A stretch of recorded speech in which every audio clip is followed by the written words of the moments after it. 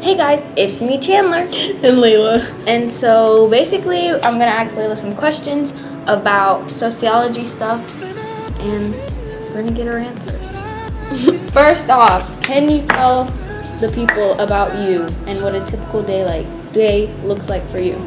So basically, typical day for me, I'm a freshman public health major, so I'm either going to a public health class and Wait. Okay, take two. So I'm a freshman, my major's public health, but minor in history.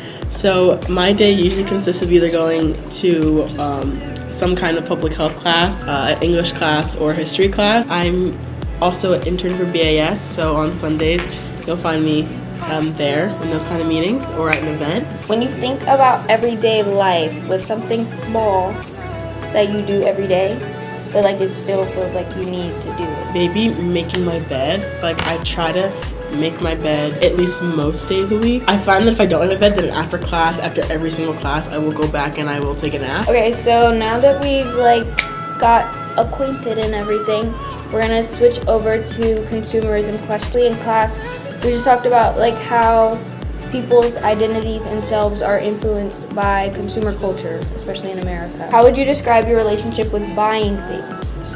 Are you more of a needs-only person or someone who shops for pleasure? Let's answer with the truth first. If I'm being honest, if I had to rate it on a 1 through 10 scale, I would say I'm 8.5, 9.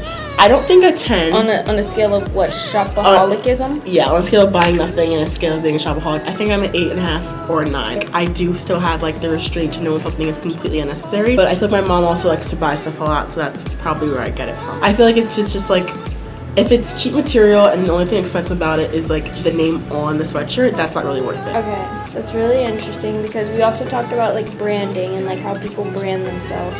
So do you think you brand yourself? So basically me, for example, I'm an Apple person. I only buy Apple products. So when it comes to clothes and everything you were talking about and how you buy stuff, do you think you brand yourself with specific clothing? When I was younger, I would brand myself more. I only wore sweatpants or hoodies or things like that. But I think I branched out more where it's I would purchase I'd purchase something from Aerie or I don't know, something, or Marc Jacobs, something more high quality, or even Walmart, just depending on if I think it's cute. I'm not sticking to a specific style or price range. Okay, has social media or advertising ever influenced you to buy something you probably wouldn't have otherwise? Definitely. Absolutely. I would say. Definitely, absolutely. I would say a lot of times social media influences me because it shows me something. I feel I already know things exist, but social media shows me how it can be cute or style or something. I have the idea, but I just don't know how to execute it. These sneakers. And then I saw other people styling them and I was oh, that I get it. And then I actually purchased it when I knew that there was a way that I could make it work. Very interesting question. I should have bought my Labubu to sit right here, but since you are on TikTok, I can only assume that you are aware of people's obsessions with Labubus recently. What do you think that says about a person? And why do you think people idolize and really want Labubus? The concept of a Labubu itself isn't the worst because I feel dolls like that or little things you clip on the bags and stuff that has existed already. The Labubu brand itself is really consumery. No one actually knows what a Labubu actually is, what the company's from, what anything about it. It's just they see it online and it became a trend or a joke. I definitely bought my Labubu. Well, 1, because I thought it was cute. 2, because it was at Hallmark for $20. And I think it's outrageous when we're spending above. It gets to a point. Why are we spending $80 on a Labubu? Okay. Let's move on to the self and identity. In 10 seconds or less, if you had to describe yourself in 3 words, what would they be? Funny, smart, and aware. Do you think other people would choose the same 3 for you? I think those would be in their top 10 answers. So do you think the version of yourself that you show to others is different from who you are when it's just you in your room? So I prefer to be more the funny and smart version. In public, in my room, I get to listen to Hamilton alone. You know what I mean? I think that's really true because well, maybe I was just like a weird child. But like 6th grade is when like squishies and shit I mean were like really popular, but like nobody else my age was playing with squishies, and I was making my parents buy like every single squishy off of every single website. Right. And I was just in my room in front of my phone playing with the squishies. Exactly. I would have played squishies with you. Thank you. We're gonna take a quick break because the camera's overheating. And we're gonna be back and start with food and culture. So we're back and we're gonna start talking about food and culture. I have a lot of questions, especially since you're a fellow sister. So yeah. Is there a food or a meal that feels tied to your identity and upbringing? I feel like this is kind of a generic answer, but I feel like no. Honestly, ice cream. I feel like I would say ice cream because I feel like no matter where I was, like some adult in my life like ice cream. Like my grandma loves ice cream, my aunt loves ice cream, my dad really likes ice cream. I feel like that's honestly the thing me and my dad have the most in common is loving ice cream. So we're gonna bring race into this a little bit. As a woman of color, right? Are there any foods are a symbol of Black culture? Kind of like a Black food I really like is like jerk chicken. I feel like catered jerk chicken from like a bigger company like never hits the same. I could eat that anytime, and and it's just so good, and I wish more people knew to eat it. I think like another thing to like think about is like immigrate from other countries, like they bring their cuisine here, so then it becomes part of Black culture, and I think that's so interesting and amazing. Okay, those are pretty much all the food and culture questions. I really like the unit. So we're gonna move to music. Hey.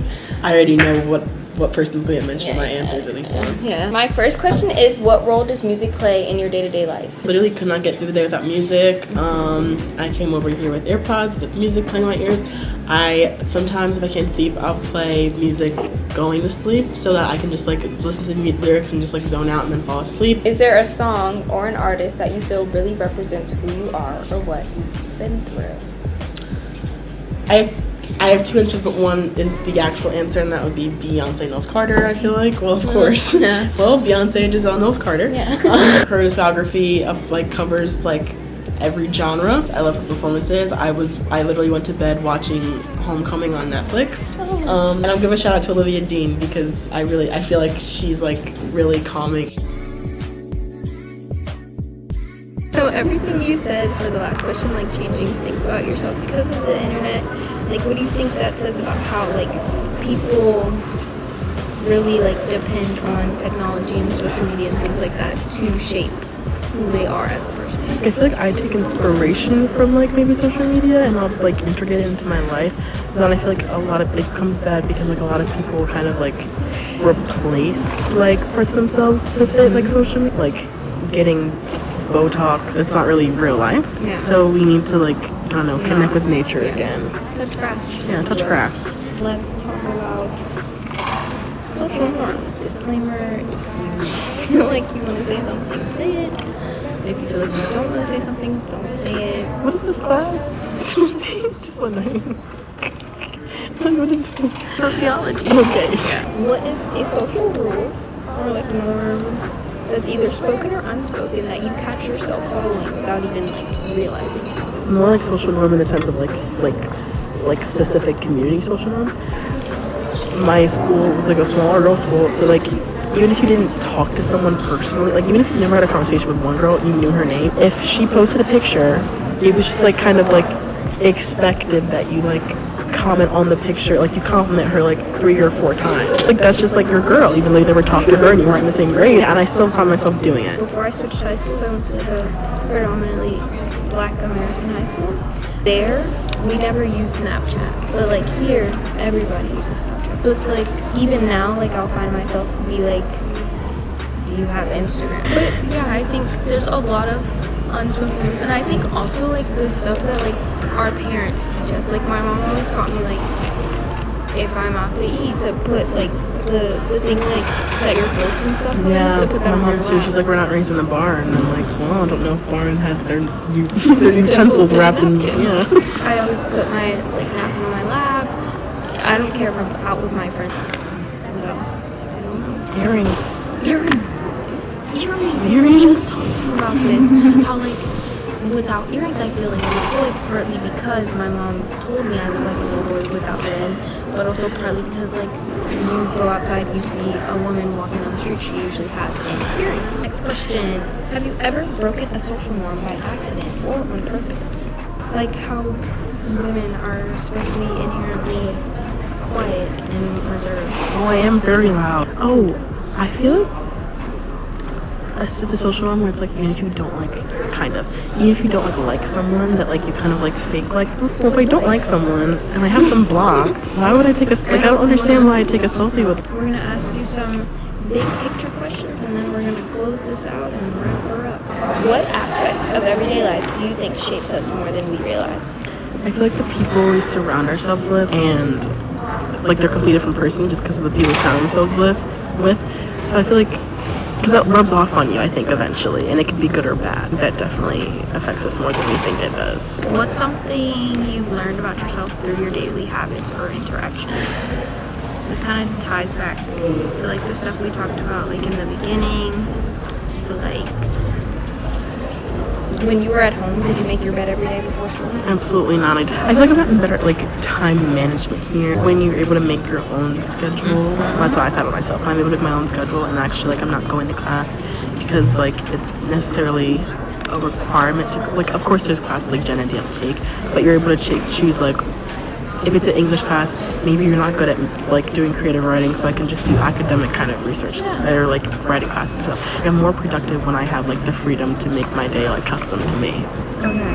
Last big picture question. If you could change one thing about how society functions on an everyday level, what would it be and why? I'm like not a great answer. It's kind of generic, but like just like being nicer to each other. If we saw ourselves and other people more, then we'd have much better days. That is so sweet. We're gonna do some closing questions and then we're gonna finish this up, wrap it up, and get out of Elman. I'm trying to think of another way to ask this so that it doesn't sound like my questions are the same exact question. Is there something that you do that like you would want to understand more? Maybe the amount that I sleep. I want to figure out why I'm so prone to staying up late and going to bed during the day. Like obviously it's a cycle because you know I'm going to bed later, so I'm waking up later. But I just feel like in general, like even after classes, if I do go to bed at like 11 or something, I'm gonna take a nap after a class. That's like a habit I need to break, but I don't know why I do that. And I want to try to not have it. Could be narcolepsy. I doubt. Maybe you're just a tired girl. I think I'm just It's tiring. Are there any final thoughts you want listeners to take away about how sociology, the study of people, if you didn't know, how sociology the last question. how sociology shows up in ordinary routines? So like think of everything we talked about and like is there anything you feel like people should know? Like that is part that it is a Right. So I think that my takeaway is that I think each person is kind of like obviously like you're shaped by like the people around you, like your friends, stuff like that. But I feel like in general the world and like the general population has much more effect on like each other than we realize. We can't be our best selves if we don't, help each other out or gain inspiration from other people. You know what I mean? Well, that is it. Thank you so much for coming to this podcast. Thank you for having me. It was a little Ran so smooth. It was really fun listening to all of your answers, and this is gonna be such a blast to edit and submit. Yay! Thank you so much, Professor Warren, for a great semester. Really enjoyed the class.